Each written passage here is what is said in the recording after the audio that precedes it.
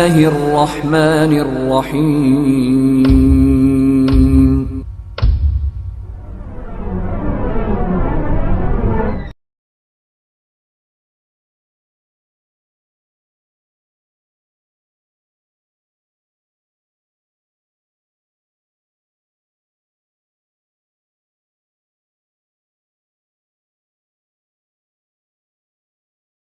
اچھا،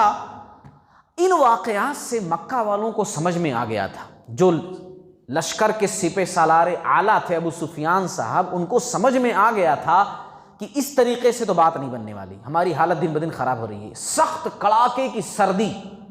اوپر سے وہ لوگ کوئی انتظامات کر کے نہیں آئے تھے، کیونکہ وہ لوگ سوچے نہیں تھے کہ ایسا کچھ ہوگا۔ ایسے عالم میں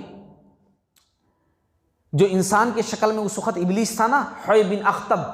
یہودی، حوی بن اخطب یہودی، وہی بنو نذیر کا سردار جو خیبر میں جا کر کے بس گیا تھا، اور جس نے گروپس بنا کر کے ان تمام ٹولیوں کو اکٹھا کر کے مدینہ پر اٹیک کروایا تھا، اس کو بلایا ابو سفیان نے اور حوی سے کہا کہ دیکھو حوی، اس طرح بات نہیں بنے گی، اب ایک ہی چیز ہم کو کامیابی دلا سکتی ہے کہ تم اپنے بھائیوں کے پاس جاؤ، بنو قریظہ کے پاس۔ بنو قریظہ اور مسلمانوں کا معاہدہ ہے، آپ صلی اللہ علیہ وسلم جب مدینہ آئے تھے تبھی معاہدہ کر لیا تھا، جو یہودیوں کے تینوں قبیلے تھے بڑے بڑے،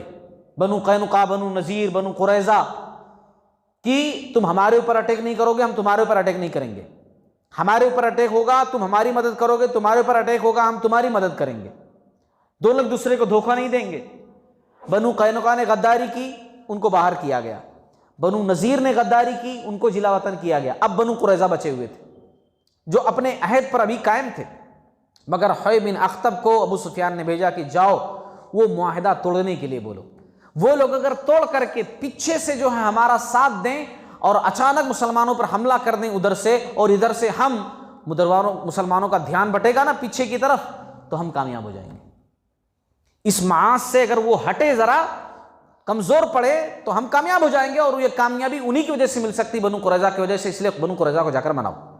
اب حوی بن اخطب جو ہے کسی طریقے سے بنو قریظہ میں جا کر کے داخل ہوا، بنو قریظہ کے لوگ اس کو بالکل پسند نہیں کرتے تھے، دو شخصیتیں خاص طور سے عرب میں حالانکہ نامور تھیں مگر پھر بھی لوگ جو ذہین تھے بالکل پسند نہیں کرتے تھے، اس نام کو بالکل پسند نہیں کرتے تھے۔ ایک حوی بن اخطب، کیونکہ اس کی جو ہے بیوقوفی کی وجہ سے بنو نذیر جلا وطن ہوئے تھے، اور ایک ابو جہل، لوگ سردار تھا اس لیے اس کے خاندان کے سامنے منہ پر نہیں کہتے تھے لیکن مثالیں دیتے تھے کہ ابو جہل بھی مکہ والوں کے لیے منحوس تھا، اس نے جو ہے مکہ والوں کو لا کر بدر میں مروا دیا، اور اس کو کہتے تھے حوی بن اخطب نے بیوقوفی والا فیصلہ کیا اور اپنے قبیلے بنو نذیر کو جلا وطن کروایا۔ تو جب یہ داخل ہوا نا تو بنو قریظہ کے لوگ گھبرا گئے کہ یہ یہاں کیوں آیا ہوا ہے، ایسی سچویشن میں یہ منحوس شخص، ایسے لوگ بولنے لگے یہ منحوس شخص ہمارے قبیلے میں کیسے؟ یہ ڈائریکٹ گیا وہاں جو سردار کعب بن اسد جو بنو قریظہ کا سردار تھا اس کا دروازہ کھٹکھٹایا، شروع میں تو اس نے دروازہ نہیں کھولا، اس کو پتا چل گیا تھا کہ حوی بن اخطب آیا ہے، اور اس کو یہ بھی پتا چل گیا تھا کہ حوی بن اخطب ایسی سچویشن میں میرے پاس کیوں آیا ہے، اس کو سمجھ میں بات آ گئی تھی کہ یہ صاحب ہمارے پاس کیوں آئے ہیں، لیکن بار بار یہ ایک سردار ہونے کے باوجود دروازہ کھٹکھٹاتا رہا، اپنے مطلب کی بات تھی نا کہ نہیں نہیں کھولو کھولو کھولو، اس کے قلعے کا دروازہ کھٹکھٹاتا رہا، آخر کار اس نے دروازہ کھول دیا، کاش کی نہ کھولتا، اور اس نے جو ہے باتیں شروع کر دیں، چکنی چپڑی باتیں کہ دیکھو تم اگر ساتھ دیے، تم ذرا ہمت کیے تو اس بار مسلمانوں کا اور محمد صلی اللہ علیہ وسلم کا خاتمہ یقینی ہے، اور جب خاتمہ ہو جائے گا تو تم ہی تو سب کچھ ہو گئے یہاں کے۔ اس نے سوال کیا کعب بن اسد نے کہ چلو ٹھیک ہے تمہاری بات اپنی جگہ، لیکن اگر تم لوگ ہار گئے تو تم لوگ تو یہاں سے چلے جاؤ گے، تم تو اپنے جگہ چلے جاؤ گے، مکہ والے اپنے جگہ چلے جائیں گے، اور میں کہاں جاؤں گا؟ میں تو یہیں رہوں گا نا، مسلمان تو مجھے ہی پکڑیں گے نا، میرے قبیلے کو پکڑیں گے نا۔ تو کہا ایسی کوئی بات نہیں، میں وعدہ کرتا ہوں اگر شکست ہوتی ہے تو میں بھی تمہارے ساتھ تمہارے قلعے میں بیٹھ جاؤں گا، جو تمہارا حال ہوگا وہی میرا حال ہوگا۔ جب اتنا یقین دلایا تو پھر کعب بن اسد بھی راضی ہو گیا، اور اس نے کیا کیا تھا، تو وہ بھی نہ یہودی، اس نے کیا کیا؟ جو عہد و پیمان تھا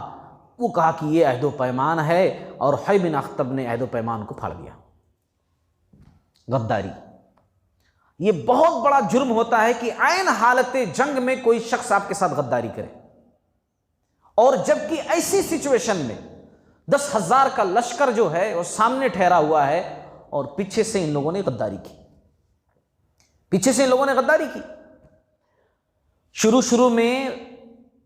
بنو قریظہ کے لوگ راضی نہیں ہوئے یہ سن کر کے، جب سردار نے بتایا ان کے لوگوں کو، لیکن بعد میں دھیرے دھیرے وہ سب راضی ہو گئے، ان کا ذہن بن گیا، اس کام پر بنا دیا گیا کہ نہیں ٹھیک ہی ہوگا، ٹھیک ہی ہوگا، ٹھیک ہی ہوگا۔ اور قصہ مختصر، رسول اللہ صلی اللہ علیہ وسلم یہاں جمع ہوئے ہیں،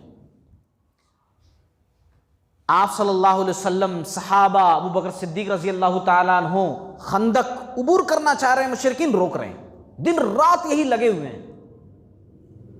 ایسی سچویشن میں عمر رضی اللہ تعالیٰ عنہ پہنچتے ہیں اور آپ صلی اللہ علیہ وسلم سے ہلکے آواز میں کہتے ہیں، یا رسول اللہ صلی اللہ علیہ وسلم، ایک بات کی اطلاع ملی ہے کہ بنو قریظہ نے غداری کر دی ہے۔ آپ صلی اللہ علیہ وسلم نے کہا کہ ایسے عالم میں کون پتہ لگانے جائے گا کہ یہ بات صحیح ہے غلط ہے، کہیں افواہ نہ ہو، کیونکہ پہلے سے ہمیں ان کے اوپر بھروسہ نہیں ہے، لیکن یہ صحیح ہے یا غلط ہے اس کی اطلاع تحقیق ضروری ہے، کیونکہ آپ صلی اللہ علیہ وسلم کوئی بھی چیز بغیر تحقیق کے نہیں کرتے تھے۔ زبیر بن عوام رضی اللہ تعالیٰ عنہ بولے، یا رسول اللہ صلی اللہ علیہ وسلم میں جاؤں گا۔ وہ گئے، انہوں نے دیکھا اور آ کر کے بتایا، یا رسول اللہ صلی اللہ علیہ وسلم، بات کسی حد تک صحیح ہے، میں سوال تو نہیں کر سکا، لیکن تیاریاں میں جو دیکھ رہا ہوں کہ وہ لوگ اپنی قلعے کی مرمت کر رہے ہیں، وہ لوگ جس طریقے سے کام میں لگے ہوئے ہیں، ایسا لگ رہا ہے کوئی جنگ کی تیاری کر رہے ہیں، تو بات کی تصدیق یہاں سے تو ہو جاتی ہے کہ ان لوگوں نے وعدہ جو ہے عہد و پیمان توڑ دیا ہے۔ آپ صلی اللہ علیہ وسلم نے ان کو سمجھانے کے لیے پھر بھی ایک ٹیم بھیجی، اور ٹیم بھیجنے سے پہلے زبیر بن عوام رضی اللہ تعالی عنہ کی شان میں ایک فضیلت والا کلمہ کہا۔ آپ صلی اللہ علیہ وسلم نے کہا، ہر نبی کا حواری ہوتا ہے، ہر نبی کا مددگار ہوتا ہے، خاص مددگار ہوتا ہے، اور میرا حواری، میرا مددگار زبیر ہے۔ یہ آپ صلی اللہ علیہ وسلم نے زبیر رضی اللہ تعالیٰ عنہ کی شان میں کہی۔ کتنی خوش نصیبی کی بات ہے کہ ناطق وحی کی زبان سے کسی کے لیے ایسے کلمات صادر ہوں۔ صحابہ بڑے خوش نصیب تھے، بڑے خوش نصیب تھے کہ جن کو جو ہے رسول اللہ صلی اللہ علیہ وسلم کی زبانی اتنی بشارتیں ملی تھیں۔ بہرحال آپ صلی اللہ علیہ وسلم نے ایک ٹیم بنائی، اوس کے سردار سعد بن معاذ رضی اللہ تعالیٰ عنہ، خزرج کے سردار سعد بن عبادہ رضی اللہ تعالیٰ عنہ، عبداللہ بن رواحہ رضی اللہ تعالیٰ عنہ، عمر بن عوف رضی اللہ تعالیٰ عنہ، خوات بن جبیر رضی اللہ تعالیٰ عنہ، اسید بن حضیر رضی اللہ تعالیٰ عنہ۔ یہ بڑے بڑے لوگ جو اپنے اپنے قبیلوں کے سردار تھے، اپنے اپنے خاندانوں کے سردار تھے، سربراہ تھے، ان لوگوں کی خاص لوگوں کی ٹیم بنائی، اور جہاں کہا کہ جاؤ مکمل تحقیق کر کے آؤ، اور ہاں اگر یہ بات سچ ہے کہ ان لوگوں نے غداری کی ہے تو اشارتاً آ کر مجھ سے بتانا، سارے لوگوں کو پتہ نہ چلے، دل ٹوٹ جائے گا، پہلے سے پریشان ہیں لوگ، کم تعداد میں ہیں، کہیں ہمت نہ ہار جائیں، اور اگر یہ بات جھوٹی ہے تو زور سے بتانا کہ یہ بات جھوٹی ہے تاکہ سب کو پتہ چل جائے۔ یہ لوگ گئے، حالانکہ یہ لوگ سردار تھے، آپ صلی اللہ علیہ وسلم کی بعثت سے پہلے یہی لوگ مدینہ کے جو ہے بڑے لوگ تھے، اور آج بھی بڑے لوگ تھے، اپنے اپنے قبیلوں کے سردار تھے یہ سب۔ جب یہودیوں کے پاس گئے، بنو قریظہ کے پاس، تو وہ لوگ گالیاں دینا شروع کر دی، ان لوگوں کو اتنی ہمت ہو گئی تھی، گالیاں دینا شروع کر دیے، اور اس کے بعد جو ہے کہا، رسول اللہ صلی اللہ علیہ وسلم کی شان میں بہت سارا غلط الفاظ استعمال کیے وہ لوگ، حالانکہ سمجھانے کی کوشش کیے دونوں سردار، اوس کے سردار، خزرج کے سردار، کہ تم لوگ غلط کر رہے ہو، تم لوگ غلط کر رہے ہو، تمہارا فیصلہ بہت غلط ہے،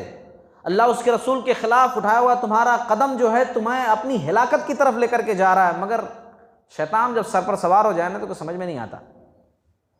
ان لوگوں نے کہا نہیں نہیں، ہم سب کچھ کر لیں گے۔ بہرحال چلے آئے، اور آ کر کے آپ صلی اللہ علیہ وسلم سے اشارتاً صرف اتنا کہا، یا رسول اللہ صلی اللہ علیہ وسلم، ازل اور قارا۔ کیا کہا؟ ازل اور قارا۔ بات سمجھ میں آئی؟ ازل اور قارا کے لوگ کون لوگ تھے؟ ذرا بتائیے، کسی کو یاد ہے؟ پچھلے واقعات میں نے بتایا تھا ازل اور قارا۔ ہاں، اللہ تعالیٰ آپ کو خوش رکھے، آپ کے چہرے کو سلامت رکھے اللہ تعالیٰ۔ ازل اور قارا کے لوگ وہی لوگ تھے کہ جنہوں نے دھوکے سے صحابہ کرام کو لے جا کر کے 70 صحابہ کو شہید کر دیا تھا، دھوکہ دیا تھا، یہ وہی قبیلے تھے۔ تو انہی قبیلوں کا نام لیا مختصر صحابہ کرام نے آ کر کے، اس ٹیم نے آ کر کے کہا یا رسول اللہ صلی اللہ علیہ وسلم ازل اور قارہ، مطلب جس طرح ازل اور قارہ نے غداری کی تھی انہوں نے بھی ہمارے ساتھ غداری کی ہے۔ آپ صلی اللہ علیہ وسلم جو ہے حالانکہ ہر معاملے میں ہمت بڑھاتے تھے صحابہ کرام کو، آپ صلی اللہ علیہ وسلم نے اپنے چہرے کو ڈھانپ لیا پریشانی سے، کیونکہ سچویشن ہی ایسی تھی، اپنے چہرے کو ڈھانپ لیا۔ اور جب آپ صلی اللہ علیہ وسلم نے اپنے چہرے کو ڈھانپ لیا تو صحابہ کرام تو آپ کے چہرے کو دیکھ کر کے ہی ہمت ان کو ہوتی تھی، صحابہ کرام سمجھ گئے کوئی بڑی پریشانی آ گئی ہے، اور انہوں نے بھانپ لیا کہ یہ اطلاع صحیح ہے کہ ان لوگوں نے غداری کر دی ہے، ان لوگوں نے دھوکہ دے دیا ہے۔ صحابہ کرام پریشان، آپ صلی اللہ علیہ وسلم جو ہے تھوڑی دیر اس کیفیت میں رہے، اس کے بعد ہٹایا چادر کو اپنے چہرے مبارک سے اور ہمت بڑھاتے ہوئے مسلمانوں سے کہا اے مسلمانوں کی جماعت، اللہ کی نصرت اور اس کی مدد سے خوش ہو جاؤ۔ صحابہ کے دل کو مضبوط کرنا چاہتے تھے آپ صلی اللہ علیہ وسلم کہ ٹوٹنے نہ پائیں، ہمت نہ ہارنے پائیں، لیکن یہ نیوز، یہ خبر کوئی چھوٹی خبر نہیں تھی۔ ایک فوجی اطمینان سے لڑتا ہے جب وہ سمجھتا ہے کہ میری بیوی بچی بحفاظت ہے، لیکن جب فوجی کو پتا ہو کہ میرے بیوی بچے غیر محفوظ ہیں تو اس کا دل دماغ ادھر رکھنا بڑا مشکل ہو جاتا ہے سامنے کی طرف۔ اور صحابہ کرام کی یہی کیفیت ہو گئی، کیوں؟ اس لیے کہ بنو قریظہ کی طرف بیوی بچے موجود تھے،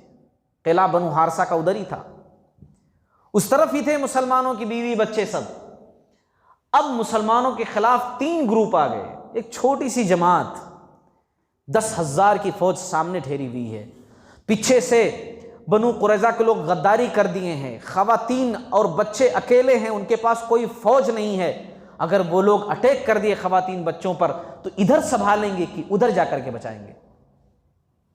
مسلمانوں کی اس کیفیت کا تذکرہ اللہ نے قرآن میں کیا ہے، اس سے بہترین تذکرہ کوئی کر ہی نہیں سکتا۔ اللہ نے قرآن میں سورۃ الاحزاب میں کہا وَإِذْ جَاءُوكُم مِّن فَوْقِكُمْ وَمِنْ أَسْفَلَ مِنْكُمْ وَإِذْ زَاغَتِ الْأَبْصَارُ وَبَلَغَتِ الْقُلُوبُ الْحَنَاجِرَ وَتَظُنُّونَ بِاللَّهِ الظُّنُونَ هُنَالِكَ ابْتُلِيَ الْمُؤْمِنُونَ وَزُلْزِلُوا زِلْزَالًا شَدِيدًا۔ اور جب کہ وہ لوگ تمہارے اوپر سے چڑھائے، وہ لوگ تمہارے نیچے سے پیچھے سے بھی چڑھائے، اور جب تمہاری آنکھیں باہر کو نکل پڑیں، تمہارے دل تھرا اٹھے، اور تمہارے ذہن اللہ تعالیٰ کے تعلق سے طرح طرح کے گمان کرنے لگے، اب کیا ہوگا، اب کیا ہوگا، اب کیا ہوگا۔ ہنالک ابتلی المؤمنون، اسی وقت مومن آزمائے گئے، وزلزلوا زلزالا شدیدا، اور پوری طرح جھنجھوڑ دیے گئے۔ یہ الفاظ اللہ تعالیٰ نے کسی اور موقع کے تعلق سے نہیں کہے، اسی تعلق سے کہے کہ جب تمہارے دل جو ہے نکل کر حلق تک آ گئے، اب کیا ہوگا، اب کیا ہوگا۔ اسی وقت مومنوں کی اصل آزمائش ہوئی، اصل آزمائش اسی جنگ میں مسلمانوں کی ہوئی، ایسی سچویشن میں۔ اور منافقوں کا عالم یہ تھا، چیخا پکار صرف کہ ہمارے بھی بچے وہاں، ہم نہیں ادھر لڑیں گے، ہم جا رہے ہیں ادھر۔ مگر مومنون دل کی کیفیت کچھ بھی ہو، ذہن کی کیفیت کچھ بھی ہو، اللہ اس کے رسول کا حکم جو ہوگا وہی کریں گے۔ بیوی بچے ہیں ادھر ٹھیک ہے، لیکن اللہ اس کے رسول جو فیصلہ کریں گے ہمیں منظور ہوگا۔ اور منافق اجازت مانگ رہے تھے کہ نہیں، یہاں نہیں لڑیں گے، ہم تو جا رہے ہیں اپنے بیوی بچوں کے پاس، ہم یہ سب جنگ میں نہیں پڑیں گے، اب ہم جا رہے ہیں، اب ہار چکے۔ اس قسم کی باتیں ہو رہی تھی۔ بہرحال وقت ہو چکا، بہت لمبا نہیں، اس کے بعد کی باتیں جو ہے انشاءاللہ اگلی قسط کے اندر میں رکھوں گا۔ یہاں ذہن میں رکھیے کہ اب مسلمانوں کے خلاف 3 گروپس موجود ہیں، ایک مکہ والے تو موجود ہی ہیں، اور ایک یہ عرب کے دوسرے قبائل جو لوٹ مار کرتے تھے، جو خاص طور سے اس جنگ میں اس لیے شریک ہوئے تھے کیونکہ ان کو مال ملنا تھا، وہ مال کی حرص سے آئے تھے، لوٹ مار کرتے تھے۔ مسلمانوں نے ان کی بدامنی پر لگام لگا دیا تھا امن قائم کرنے کے لیے۔ وہ لوگ اس بات سے جو ہے مسلمانوں سے جلے بھونے تھے، اور بنو قریظہ نے ادھر غداری کر دی۔ اب ہر طرف سے مسلمان جو ہے بالکل گھیرے ہوئے تھے، گر گئے تھے۔ ایسے عالم میں مسلمانوں نے کیا کیا، اور اللہ رب العالمین کی مدد کس طرح اپنے نیک بندوں کو ملتی ہے، اس کا تذکرہ انشاءاللہ ہم اگلی قسط کے اندر دیکھیں۔ اللہ تعالیٰ ہم تمام لوگوں کو کہنے سننے سے زیادہ جو نصیحت آموز باتیں ہیں ان پر عمل کرنے والا بنائے۔ باری تعالیٰ ہمیں توفیق دے کہ سیرت کی یہ باتیں بڑے غور سے سنیں، دوسروں تک پہنچائیں، اور اس سے جو نصائح اور حکمتیں ہم کو معلوم ہوتی ہیں ان تمام باتوں پر عمل کریں، اپنی زندگی کے اندر لاگو کریں۔ اللہ تعالی ہمارے ایمان کو بھی صحابہ کے ایمان جیسا مضبوط بنا دے، اور جس طرح صحابہ نے قربانیاں دیں ایسے بھی ہمارے اندر قربانی کے جذبہ عنایت فرما دے۔ آمین۔ وآخر دعوانا ان الحمد للہ رب